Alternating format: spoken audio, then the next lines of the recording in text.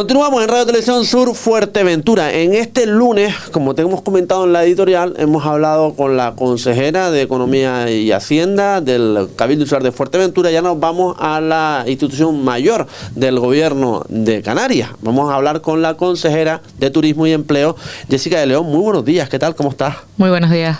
Bienvenida. Muchísimas gracias. Bueno, vamos a hablar de gestión, sobre todo, cómo está este gobierno de Canarias, cómo se encuentran tanto la cartera de turismo como la cartera de empleo a grandes modos. ¿Cómo lo ves? Bueno, yo creo que en números van las dos bien, luego hay que analizar el contenido, ¿no? Si hablamos simplemente de los números, bueno, pues yo creo que Canarias ha encadenado ya 4 años consecutivos de buena salud en el sector turístico, no solamente en el número de llegadas, que es lo que todo el mundo se queda. A mí me gusta más contar lo que ha pasado en casa, ¿no? En casa ha pasado que el gasto turístico se ha incrementado desde el año 19 un 33%. Me gusta contar que el paquete turístico, todo lo que tiene que ver con el gasto turístico en destino sigue creciendo y que hay, bueno, pues sectores como el sector de la hostelería, de la restauración, donde el cliente cada vez más elige Canarias por ese producto que le está ofreciendo, donde además pues hemos visto como incluso restauradores de Pájara de este municipio pues ofrecen cada vez más productos de la tierra, y eso también pues está dando al destino pues otros factores que ayudan a posicionarnos no solamente como un destino de sol y playa, que ha sido nuestro empecinamiento desde el inicio de esta legislatura, sino diversificar todo el producto turístico. Estamos consiguiendo reposicionar ahí el gasto. Si hablamos del ADR y el RevPAR, pues que son los índices de rentabilidad que miden la actividad hotelera, pues vemos cómo están también en cifras positivas.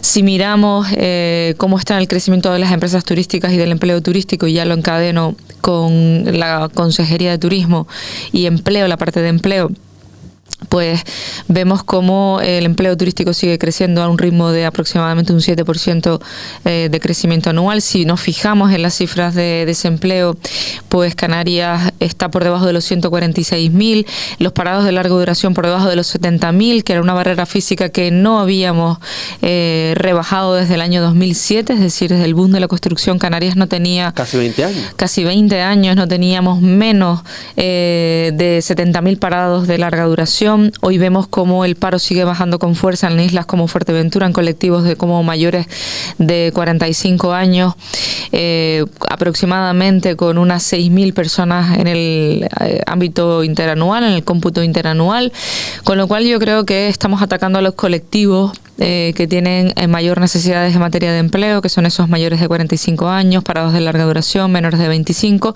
que siempre tienen una casuística común, y es la falta de formación de esos colectivos, la falta de reciclaje, a pesar de que aún les queda entre 20 y 25 años de rendimiento en el mercado laboral, y por tanto ahí estamos afianzando programas de formación, de reciclaje, tanto con ayuntamientos como con el sector privado, y creo que el balance en estos términos es positivo. Luego hay mucho que reflexionar sobre la calidad en el empleo, sobre la seguridad en el empleo, sobre la precariedad, sobre el acceso a la vivienda, sobre la inflación que se come en la capacidad de renta de las familias, es decir, donde antes una persona cobraba 1.500 euros y ahora puede ser que con los aumentos que se han sucedido en convenios como el de la hostelería cobre 1.600, pero bueno, si la inflación se está comiendo el precio del cesta de la compra, el precio del combustible, se está comiendo esa capacidad de renta y el precio del alquiler está subiendo por la presión de la vivienda, vemos como esas familias donde antes llegaban a final de mes y podían ahorrar, hoy ni pueden ahorrar ni llegan a final de mes, ¿no? Entonces, bueno, son otros factores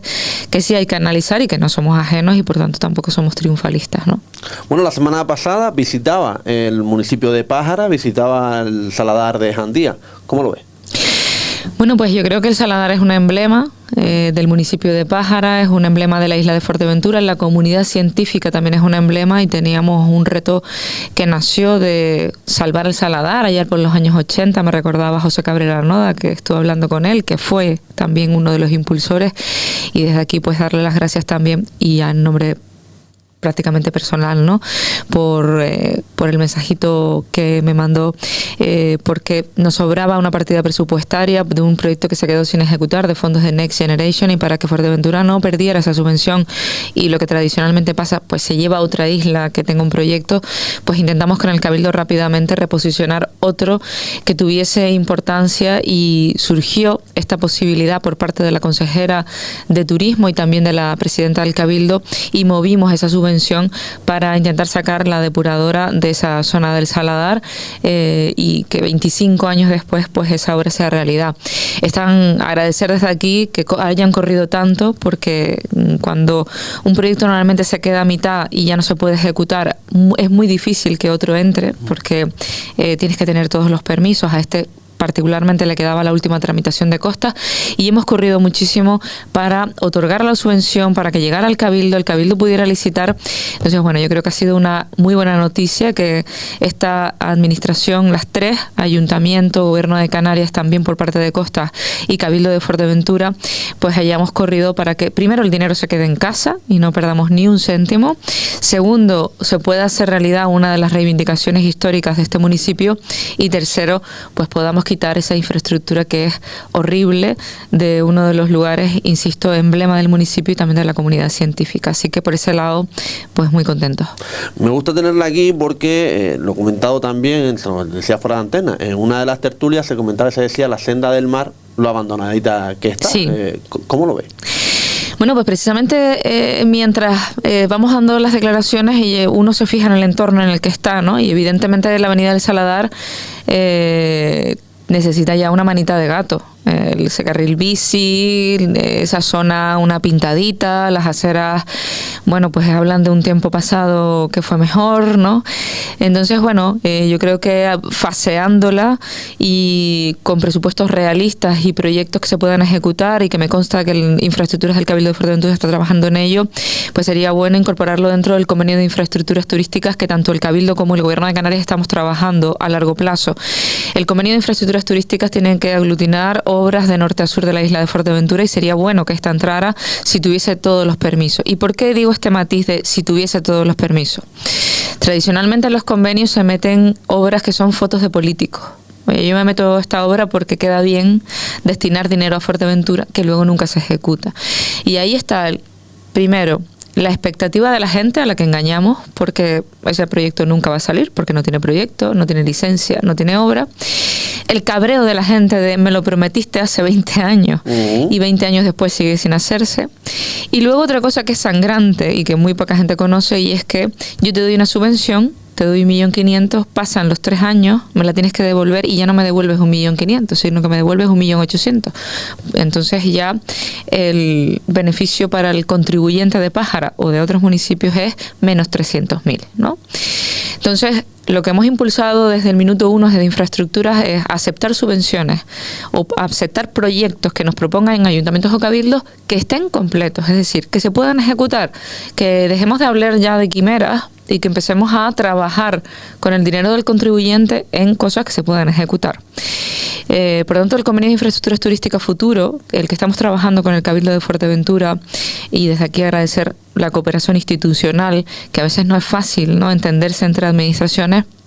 Lo que estamos haciendo es recabar la opinión de todos los municipios para intentar meter ahí los proyectos que son ejecutables, y los que son meramente proyectos, ideas, que son de futuro y que también hay que proyectar, pues meterlos en la casillita de redacción de proyectos, para que en un futuro pase modo adenda a incorporarse al proyecto de infraestructura.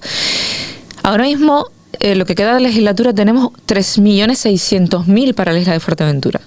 1.800.000 año 2026, 1.800.000 año 2027. Podríamos hablar de 1.800.000 más incorporando el año 2028. Por tanto, bueno, pues tenemos que estudiar todas las infraestructuras que los ayuntamientos y que el Cabildo quieran incorporar.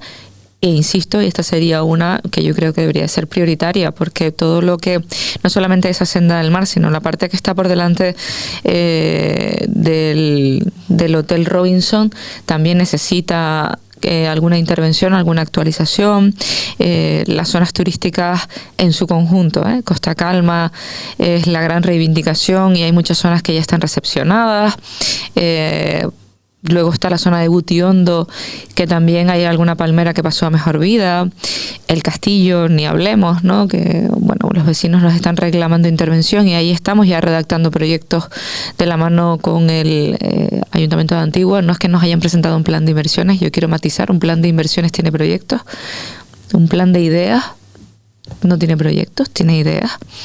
Y nosotros ahora tenemos que redactar los proyectos para hacer las ideas realidad. Por eso a mí no me gusta nunca engañar a nadie.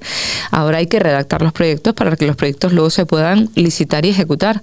Y yo no quiero generar falsas expectativas. Cuando nos reunimos y no hay proyectos, lo que se están redactando primero son los proyectos para que luego esos proyectos puedan tener financiación y luego licitarlos. Y hay un camino donde por medio se puede frustrar las expectativas de muchos que creen que la administración debería correr más rápido. Que lo comparto. Pero muchas veces es por las notas de prensa que lanzamos los propios políticos. Y yo ahí sí que matizar que lo que es realizable, por supuesto, yo soy majorera, barro para esta isla siempre que puedo y me llaman y me pongo al servicio de todos y cada uno de los alcaldes. Jamás miro de qué color político son, porque entiendo que esos alcaldes y esos ayuntamientos, los ciudadanos han depositado en ellos una confianza para que gestionen sus impuestos, que al fin y al cabo pagan nuestros salarios y que nosotros necesitamos estar al servicio de la ciudadanía independientemente de quién gestione los ayuntamientos, ¿no? Así que en ese sentido, pues bueno, siempre que, por eso decía antes, si tenemos un proyecto que ya se adjudicó en su día para Fuerteventura, que se quede en Fuerteventura, pero intentemos que se haga realidad y que no se pierda ni un céntimo. Y así que, bueno, yo creo que en ese futuro convenio de infraestructuras turísticas y otras peticiones que nos hagan los ayuntamientos, pues al servicio, porque entendemos que hay muchas zonas turísticas y no turísticas, porque ya se está, en Costa Calma es una zona turística, sí, pero viven residentes. En Caleta de Fuste es una zona turística, sí, pero viven residentes. Butiondo igual. Entonces, bueno, yo creo que aquí hay que pensar en el que nos visita, sí, pero también en el que vive y paga sus impuestos aquí. Vamos a hablar un poco de vivienda, porque yo sé que una de los caballos batalla suyo fue el alquiler vacacional, que al final se consiguió regularizar y demás. ¿Cómo se encuentra todo ello ahora? Bueno, vamos a empezar por Pájara. Pájara no, la ley de alquiler vacacional en Pájara no ha suspendido licencia. Es decir, de los 6 ayuntamientos que tiene Fuerteventura, en 5 no se pueden dar declaraciones responsables, salvo en Pájara. ¿Por qué en Pájara? Porque Pájara lo tiene regulado por su plan general. Es decir, que si los vecinos todavía que tienen una vivienda de alquiler turístico y quisieran meter una vivienda en el mercado, lo que tienen que cumplir no es la ley de alquiler vacacional, sino el plan general de Pájara, que establece unas ubicaciones concretas y de fuera de esas ubicaciones la actividad no se permite. Es decir, que si yo presento una declaración responsable fuera de las zonas que no me habilita el plan general de Pájara, esa declaración responsable no va a surtir efecto. La ley aquí, por tanto, no zonifica porque ya lo ha hecho el ayuntamiento y desde aquí dar mi enhorabuena, porque yo creo que es lo que hay que hacer, planificarlo, y ahora lo que hay que hacer es disciplina urbanística, es decir, que el ayuntamiento no permita ni el cabildo que se den de altas declaraciones responsables fuera de las zonas habilitadas por el plan general. Es decir, si yo soy Jessica de León y no vivo en La Lajita, que es una de las, creo recordar de memoria, una de las zonas habilitadas, y presento una declaración responsable para La Pared, que no sé si está habilitada, pero pongamos que La Pared no lo está y La Lajita sí, pues el cabildo automáticamente me tiene que comunicar que cuando se lo comunica al ayuntamiento le responderá al cabildo: esta zona está fuera del plan general, no está habilitada para esa actividad, cauce baja usted. Y el cabildo tendrá que comunicar al propietario que esa declaración responsable no entra en vigor y por tanto pierde, surte o deja de surtir efecto esa declaración responsable. Ese es el trabajo que marca la ley de alquiler vacacional en el futuro, porque antes el decreto lo que establecía era, y a mí me tocó como consejera insular, una declaración responsable al cabildo, y ahí se quedaba. No había comunicación del cabildo a los ayuntamientos para ver si urbanísticamente tenía encaje o no esa actividad. A mí me tocó que cuando yo llegué yo no veía a Rosaura en su mesa. Rosaura recibía las declaraciones responsables en papel y las tenían tongadas por allí, entonces no estaban inscritas en el Registro General Turístico. De hecho, hoy el Cabildo todavía está inscribiendo esos registros dentro del Registro General Turístico. Y tenemos una apertura para 2 islas en concreto, Lanzarote y Fuerteventura, porque todavía quedan por grabar en el sistema de esas declaraciones antes del 13 de diciembre que se aprobó la ley de alquiler vacacional.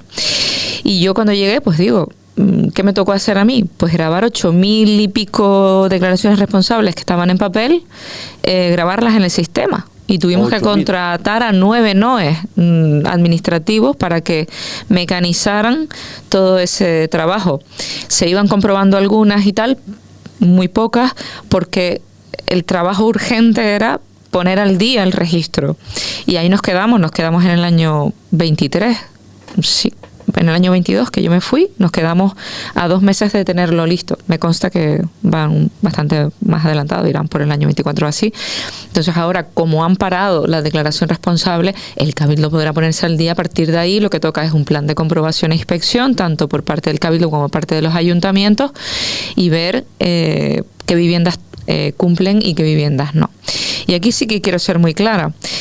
Muchos dirán, bueno, es que yo no cumplo actividad clasificada. Bueno, yo siempre dije y me desgañité que el decreto 113/2015, su artículo 4, siempre obligó a los propietarios a presentar una memoria suscrita por un técnico en su ayuntamiento con una comunicación previa en materia de actividades clasificadas.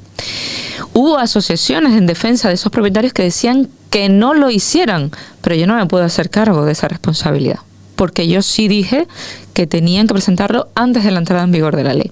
Me consta además que 2 días antes de que esta ley se votara en el Parlamento, esa misma asociación mandó un mensaje a todos los propietarios que corrieran a sus ayuntamientos a presentar la comunicación previa en materia de actividades clasificadas, cuando quedaban 2 días para la aprobación en el Parlamento y aproximadamente 1 mes para que entrara en vigor.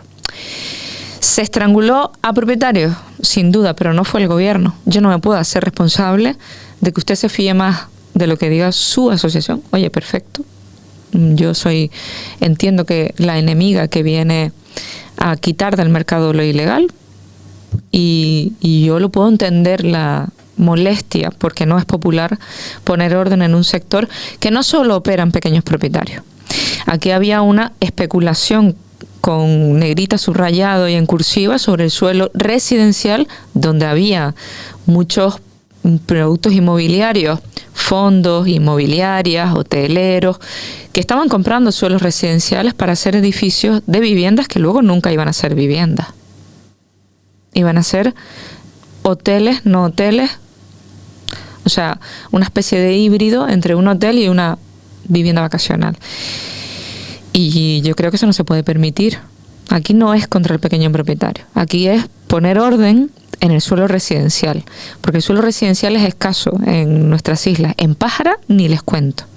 Y aquí yo creo que tenemos propietarios que quieren sacar vivienda, que tienen permiso del ICABI, que están guerreando contra el ayuntamiento, y el ayuntamiento tiene problemas para encontrar el suelo residencial para construir y ceder suelo.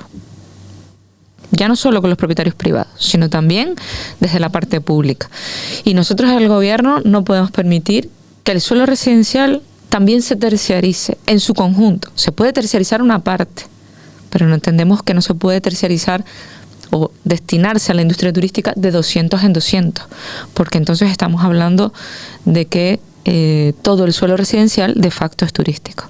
Y por tanto creo que yo soy de las que habla muy claro y no se esconde. Yo creo que había que poner orden, había que parar para poder ordenar y distinguir lo que es legal de lo que es ilegal. Y a partir de ahí empezar a permitir o no, como ha hecho Pájara, zonas donde se permite, zonas donde no, porque se afecta a la calidad de vida de los que aquí vivimos. Y esa es la reflexión que tenemos que hacer. A partir de ahora, el resto de municipios, los 5 restantes, tendrán que decir dónde quieren la actividad y en qué cantidad la quieren, sabiendo que la prioridad es que la vivienda sea para los que aquí vivimos, los trabajadores, y que no se afecte al precio de la vivienda, porque son viviendas las que se están incorporando al mercado. Y dirán, bueno, es que muchos tenemos una segunda vivienda y no la podemos destinar al alquiler residencial porque tenemos inseguridad jurídica. Fantástico. Si yo soy de las que dice que hay que derogar la ley de vivienda estatal. La ley de vivienda estatal genera inseguridad jurídica y es la principal causa de tensión del mercado inmobiliario hoy. Pero tampoco podemos obviar que sobre el suelo residencial existía ese riesgo de que todo lo que se construyera, nada iba a ir para el mercado residencial, nada iba a ir, o prácticamente nada, para los alquileres de larga duración. Todo iba a ir para, o una gran parte iba a ir para esta parte, y además como un producto que podían pagar más los de fuera, para ponerlos a rendir, para tributar fuera, que luego eso es otra cosa. No, es que el alquiler vacacional los propietarios los dejamos aquí. Sí, yo no lo discuto, pero también creo que se abusa de las cifras. Es decir, nosotros en cifras tenemos que decir que un 47% solo tiene una vivienda y que de ese 47% solo el 23% son canarios. El resto son propietarios extranjeros. Canarios no, miento, de nacionalidad española, es decir, canarios y peninsulares. Con lo cual, con las cifras en la mano, yo creo que hay verdades que molestan, pero que también hay que decirlas. Yo no estoy en contra de la actividad. Es un segmento de actividad que ha venido para quedarse. Es un segmento de actividad que sirve de complemento de renta a la clase media trabajadora que invirtió sus esfuerzos en una vivienda y que es un complemento a la renta. Todo eso está muy bien, pero no es lo único que hay en el mercado. Y no podemos cerrar los ojos ante eso. Yo, desde luego, creo que había que ordenarlo, que había que parar y que había que priorizar. Y, oye, perfecto, ¿que Corralejo está en zona de tensión? Pues evidentemente la reflexión que tiene que hacer el ayuntamiento es si quiere que haya más o menos. Que podemos dar viviendas en otras zonas porque resulta que se están despoblando y esta actividad nos ayuda a, caso de las medianías de las islas, de todas en su conjunto, nos ayuda a fijar población, generar economía y que la gente no se vaya de sus pueblos. Fantástico, habilite usted ahí en la actividad. Pero lo que no podemos es lo que había hasta ahora de tongas de declaraciones responsables sin que nadie las comprobara. Y ahí están caravanas, barcos, cuartos de aperos, etcétera, etcétera, etcétera. Y yo tuve una discusión una vez con un señor. Yo tiendo a contestar a todo el mundo, ¿eh? A mí me ha escrito gente por Instagram insultándome, no sé qué, y cuando se ha tranquilizado le he dicho, ¿me puede dar su expediente para ver en qué le puedo ayudar? Porque yo también entiendo la frustración y la indignación. Y también entiendo que tienen una asociación que no le dicen ni la verdad al médico, pero yo no voy a entrar en esa guerra. Yo intento explicar la ley al propietario que me escribe con total paciencia. Mire, usted está en esta situación y puede optar a esto y a esto. Y tiene que hacer esto y esto. Entonces, yo que he atendido a muchos de esos propietarios antes de que se aprobara la ley para intentar que cumplieran y pudieran consolidar la actividad hasta que ellos quisieran, entiendo también que ha habido muchísima desinformación, informaciones cruzadas, inseguridad por parte de los ayuntamientos, que también lo entiendo. Yo lo entiendo todo, pero ahora la ley está en vigor. Estamos yendo por todos los ayuntamientos, explicándolo a los técnicos. Estamos yendo por los colegios de ingenieros y de aparejadores, porque ahora se va a abrir una ventanita de 1 año para que esos propietarios que se quedaron sin presentar esta memoria lo puedan hacer. Todavía no está en vigor, lo anunciaremos cuando el Parlamento lo tramite y lo apruebe, si es que se tramita y si es que se aprueba. Y bueno, pues yo creo que será un alivio para la actividad. Yo insisto, es un segmento de actividad que ha venido para quedarse, pero que tiene que tener una regulación como tiene el resto de actividades. Y la gente dirá, pero bueno, ¿y por qué tanto problema con la actividad clasificada? ¿Qué es la actividad clasificada? Si yo tengo una vivienda y es inocuo, ¿no?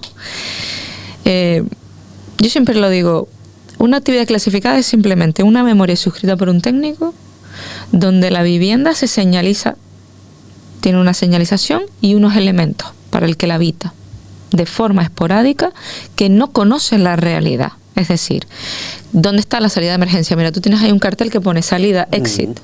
Tú eres una actividad inocua.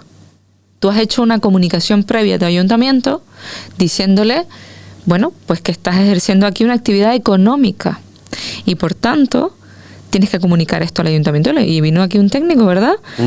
Tú te hizo un proyecto y entonces tú señalaste exit, pusiste un extintor, te hizo poner un botiquín, analizó las instalaciones y dijo, oye David, esto es lo que tienes que presentar. Lo presentaste y ya está. Nadie más ha venido a molestarte, ¿verdad? Pues es una actividad económica como lo es el resto. Si nosotros vamos a una consulta de un psicólogo, que no puede haber nada más silencioso, veremos lo mismo.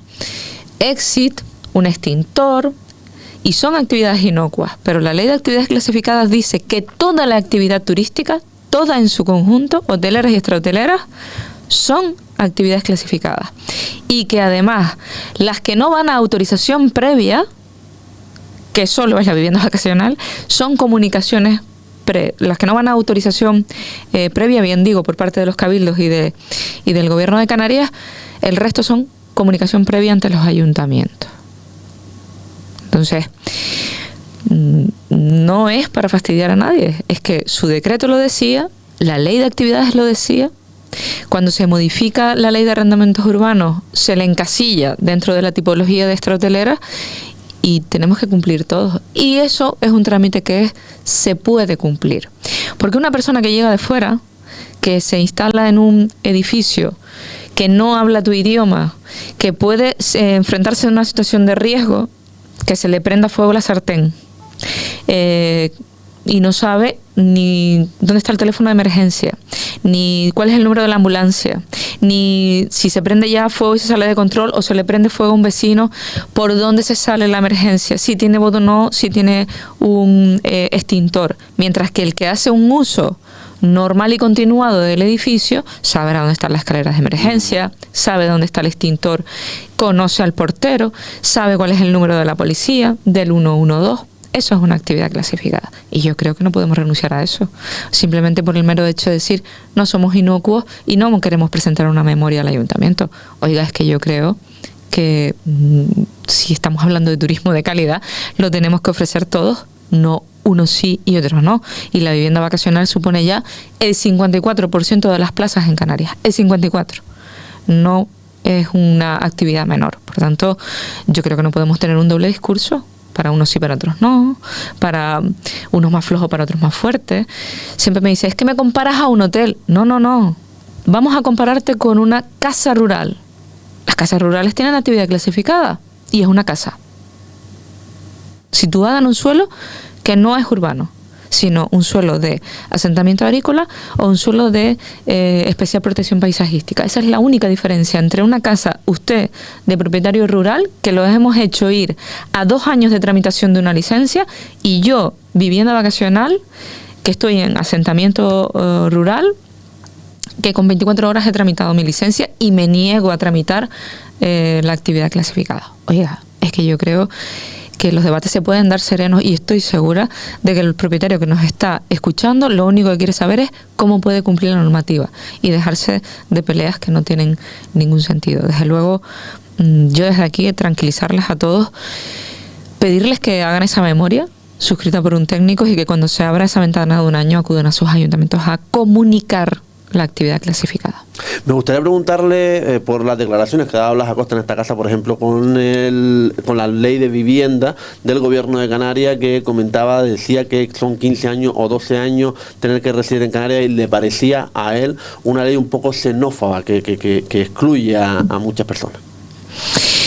Yo la verdad es que a veces no entiendo los postulados del Partido Socialista, sinceramente. Yo considero que una persona se gana un derecho cuando está contribuyendo, participando de la sociedad en la que está, ¿no? Y por supuesto considero que para acceder a una vivienda de protección oficial hay que cumplir una serie de requisitos en cuanto a renta y por supuesto también en cuanto a residencia, porque corremos el riesgo de que el riesgo de vulnerabilidad lo tengan una persona que por supuesto no tiene arraigo, que por supuesto no tiene ninguna otra ventana de apoyo, ¿no? Y en definitiva que la gente que ha venido, que ha contribuido, que lleva años en una cola pasándolo mal, esperando por una vivienda sin darle una patada a la puerta y entrando en una propiedad privada, por desesperación, hablo de este tipo de perfiles, pues se queden fuera de las listas, ¿no? Y yo considero que frente a eso, aquí no estamos hablando ni de colores de piel, ni de acentos, estamos hablando de personas que residen en Canarias para viviendas de personas que residen en Canarias, trabajan en Canarias y que tienen una renta baja y que no pueden optar a una vivienda en el mercado libre, ¿no? Estamos hablando de ese tipo de personas, no de dónde son las personas, que ahí serían algo más, palabras mayores, ¿no? Y no entiendo el Partido Socialista porque supuestamente los progresistas son ellos, pero bueno, aquí es el no siempre por el no. Aquí no nos fijamos en si esto beneficia a la gente de aquí o no, al que contribuye y paga impuestos aquí o no. Aquí nos fijamos quién lo promueve y quién no. Yo creo que eso es un gran error de la política majorera sobre todo, ¿eh?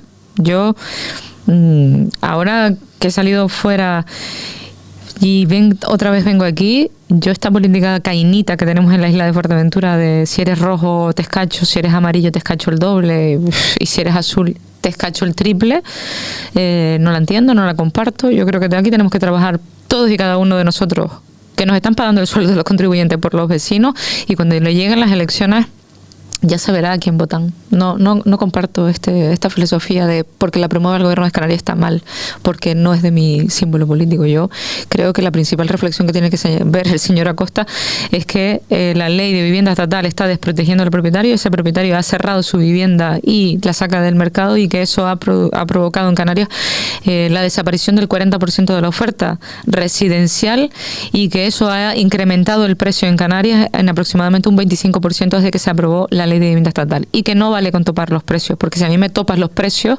al que yo puedo ofertar mi vivienda en el mercado, lo que voy a hacer también es cerrarla y retirarla, que es lo que está pasando. Es decir, crear inseguridad jurídica para un propietario y castigarle a base de palos con su patrimonio, no creo que sea la mejor forma de incentivar a nadie a que ponga su vivienda. Ahora nos piden que nosotros avalemos desde el gobierno de Canarias al que deja de pagar, es decir, que el propietario meta su vivienda y yo, si tú me dejas de pagar, David, entonces yo le pago al propietario.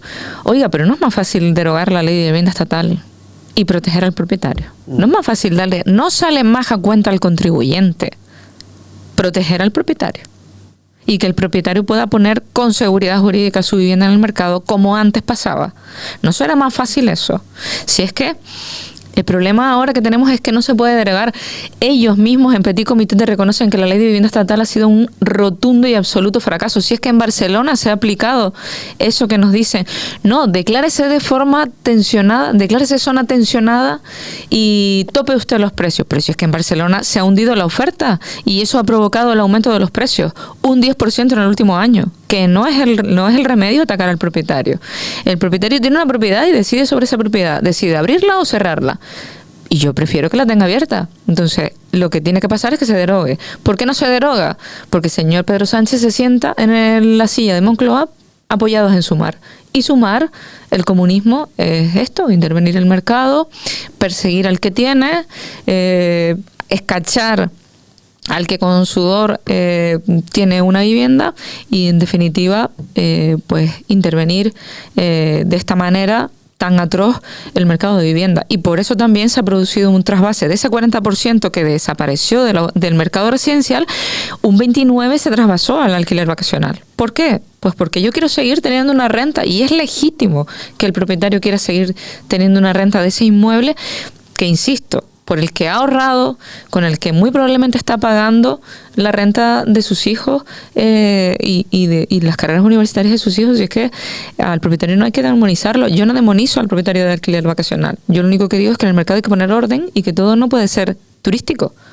Que es que los que aquí vivimos necesitamos vivienda.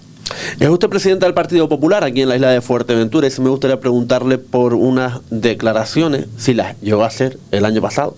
Lo digo sobre todo porque el alcalde de Pájara, en esta misma emisora, criticaba que usted había comentado que el Campeonato Mundial de Windsurfing se podía hacer el año pasado o no. Entonces quiero preguntarle por qué se hizo, si se llegó a hacer, porque yo no las escuché nunca, por eso lo digo, ¿no? Esas declaraciones. Bueno, yo dije que estábamos en el mes de abril y no había salido el pliego y que un campeonato, del recorrido del campeonato, necesita mucho más estabilidad en el tiempo, necesita que las licitaciones perduren. ¿Por qué? Pues porque para darle seguridad, para tener un cartel, para las instalaciones, para los organizadores, para todo, se necesita que haya una antelación, igual que con el Fuerteventura Música, igual que con el Arena Negra. No es un ataque al Ayuntamiento de Pájara ni a la gestión del Ayuntamiento de Pájara. He dicho lo que siempre he pensado. Es más, yo lo sufrí. El campeonato que se suspendió con nosotros tras la pandemia fue muy duro porque las autorizaciones no llegaban, la parte del cabildo tuvo que hacerse rápido y finalmente no pudimos llegar a la licitación. Es que yo conozco la realidad de lo que sufrió en aquel momento la concejala de Pájara para sacar la licitación y luego no llegaron, ¿no? No llegamos, me incluyo en el paquete, ¿eh? Por lo tanto, yo creo que es un campeonato con una relevancia brutal. A mí se me ha criticado de todas las maneras posibles con este campeonato por no darle una subvención a dedo, cosa que no voy a hacer, por no apoyarlo lo suficiente, por venir un día sin el alcalde, por venir, es decir, yo da igual lo que haga con el campeonato, porque yo creo que aquí alguien creen que el campeonato es suyo y ya está. Entonces, mis manos siempre ha estado tendida. Yo lo que pasa es que nosotros tenemos una subvención en concurrencia competitiva, es decir, los ayuntamientos compiten entre sí con sus actos. Y yo no puedo decirle a toda Canarias que vaya a una subvención de concurrencia competitiva y a Pájara, que es huevito duro, se lo doy. Porque entonces el resto de ayuntamientos me van a impugnar la subvención con toda la razón del mundo. Entonces, yo siempre les he abierto la puerta a ayudarles. De hecho, ustedes saben que hay dos partes: el campeonato de día y la carpa de noche. La carpa de noche se presentó porque encima no están en la misma línea. Hay una línea que es para públicos y otra línea que es para privados. Entonces el ayuntamiento podría concurrir a la de públicos y la carpa de noche a la de privados. Entonces el ayuntamiento decidió no concurrir, sus razones tendría, y el ayuntamiento y los promotores en aquel momento de la subvención abierta en concurrencia competitiva concurrieron y ganaron. Y ganaron 100 y pico mil euros de ayuda. Oye, pues se patrocina y listo. ¿Qué patrocinamos? Nosotros no es una subvención, es un patrocinio. Se rigen por dos leyes distintas.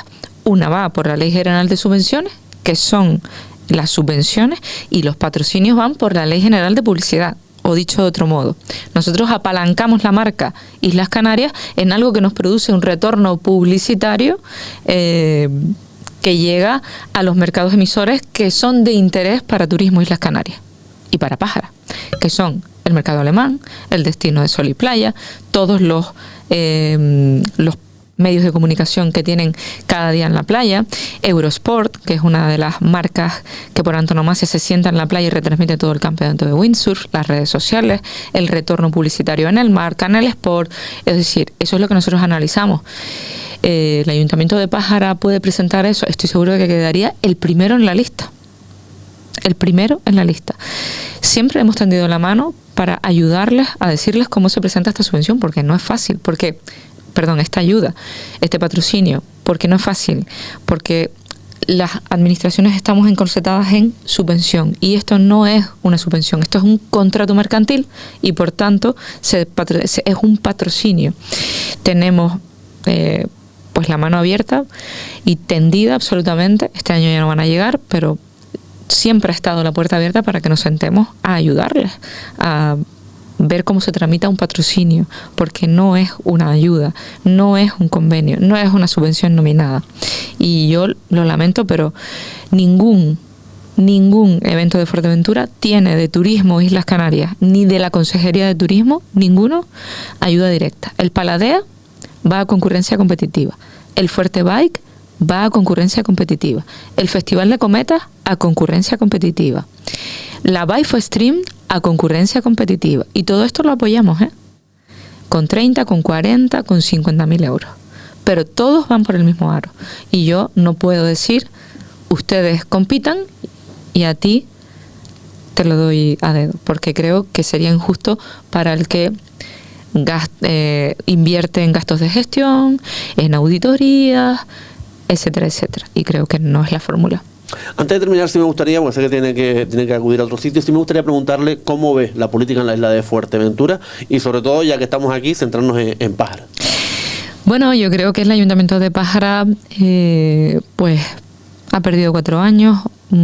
Sinceramente lo digo porque yo siempre hablamos de las infraestructuras del sur, de la doble insularidad, de lo larga que se le hace a los ciudadanos, a los residentes en el sur y a los del norte cruzar la isla, y yo creo que necesitamos avanzar en eliminar ese sentimiento de el sur es otra isla, ¿no?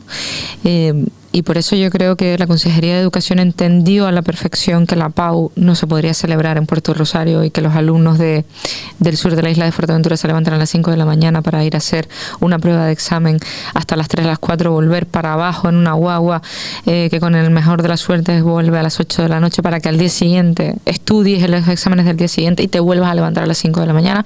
Y hemos implementado aquí la PAU en el sur, que será en Gran Tarajal, que está a 45 minutos y ya no a 2 horas.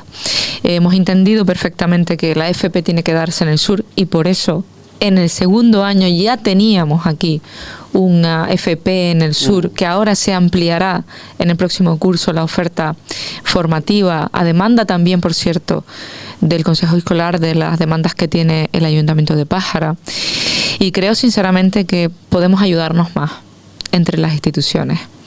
Yo creo que se hace necesario que los políticos en Fuerteventura o la política en Fuerteventura olvide que yo soy una rival política para las próximas elecciones y podamos empezar a hablar de la isla de Fuerteventura. Y me cuesta que a veces se supere ese tipo de cuestiones. Sí, yo soy la segunda fuerza más votada en el Cabildo de Fuerteventura, ahora ostento la Consejería de Turismo y Empleo, espero poder revalidar la confianza de los majoreros en las próximas elecciones, pero ante todo soy de Fuerteventura y ante todo me considero que puedo ayudar a los alcaldes y alcaldesas que quieran, a la presidenta, a los consejeros y consejeras, y que estoy al servicio de todos y cada uno. Y yo lo único que pido es lealtad institucional, que creo que es lo mínimo que se despacha. Nada más. Nunca me escucharán quejarme de invitaciones que no se producen o no sé. Yo creo que eso está muy ya denostado, e intento no caer en eso, pero yo creo que nos tenemos que sentar a largo plazo todas las fuerzas políticas y pactar qué 4 cosas queremos para Fuerteventura todos e impulsarlas. Vivienda, la primera de todas; transporte, la segunda de todas; agua, la tercera de todas; y la cuarta, que tal vez la pondría en la primera, es el Plan Insular de Ordenación de Fuerteventura. Necesitamos un pacto insular en esas 4 cosas, es decir, que se avance en esas 4 cosas con las 4 grandes fuerzas políticas llamadas a gobernar Fuerteventura, y que necesitamos pactar lo mínimo que se despacha y dejar de hacer mala política, porque no vamos a llegar a nada si no pactamos un plan insular de ordenación de Fuerteventura que determine qué infraestructuras van en el norte, en el sur, y acometerlas, conseguir los suelos, declararlas si hace falta de interés insular, es decir, saltarnos los planeamientos, aprobar ese 123 que está ahí para algo inservible en muchas ocasiones, decir si aquí necesitamos ya o no un hospital en condiciones, aumentar los servicios sociosanitarios, si necesitamos o no más colegios, cómo llega la carretera, si necesitamos o no basar aquí otra ambulancia medicalizada, que estoy segura de que sí, porque es una reivindicación histórica. Necesitamos hablar de cómo trasvasar ese dinero de los picos a infraestructuras, o de los picabas a infraestructuras, para que llegue el consorcio de abastecimiento de agua y que se olvide ese reparto nefasto del negocio del agua en el sur de Fuerteventura. Y por tanto yo creo que si eso no lo pactamos las grandes fuerzas políticas, poco o nada pueden esperar los más obreros, porque lo único que van a obtener a cambio es el conflicto gratuito entre fuerzas políticas. Yo siempre he tendido la mano, por lo menos en el Plan Insular de Ordenación. Ahí está el discurso de investidura de la presidenta, donde yo intervine y dije: tiene usted el compromiso del PP de Fuerteventura de no hacer política con el Plan Insular de Ordenación, queremos presentar propuestas, ahora sí, no nos trate como la última cosa a la que hay que llamar los últimos. Métanos en una mesa, vaya informándonos puntualmente. Ahora nos han enviado una parte del Plan de Ordenación de los Recursos Naturales. Una parte porque solo afecta a la ordenación de Corralejo. El resto de la isla no está, cuando el que corre más urgencia es el del sur, el de Jandía, porque fue el que tumbó el Supremo en los tribunales. Bueno, ahí estamos, nos dieron 15 días para que nos leyéramos un tomo. Esas son las faltas de respeto que yo digo, si te he tendido la mano para llegar a un consenso en lo importante que para nosotros es el medio ambiente, los recursos, la vivienda, el agua, el transporte, no nos trates como una comparsa, trátanos como la segunda fuerza, la principal fuerza política en la oposición, y siéntate con nuestros portavoces a negociar esas cosas, porque nosotros no queremos hacer mala política de eso, queremos hacer una política constructiva. Y ahí es donde único yo creo que tenemos que remar. Y yo desde luego, mano tendida, no entiendo la política de otra manera, nunca me verán en un conflicto, ni en la política demagógica, ni siquiera ahora donde el PP puede estar atenazado por su parte más derecha, por políticas que no van a poder cumplir. Pero yo no soy ese tipo de política. Oye, si quieren guerreras y gente que diga cosas que luego no van a poder cumplir, pues yo no soy la que tienen que votar. Lo mío es el consenso, el trabajo, la seriedad, la planificación y poner orden y sentido común a las cosas. Jessica de León, consejera, gracias de verdad por venir. Muchas gracias. Gracias. Gracias a ustedes, cada día somos más. Los espero mañana a las 9:30 de la mañana. Hasta entonces, estén felices que gratis. Chau, chau. Pescado.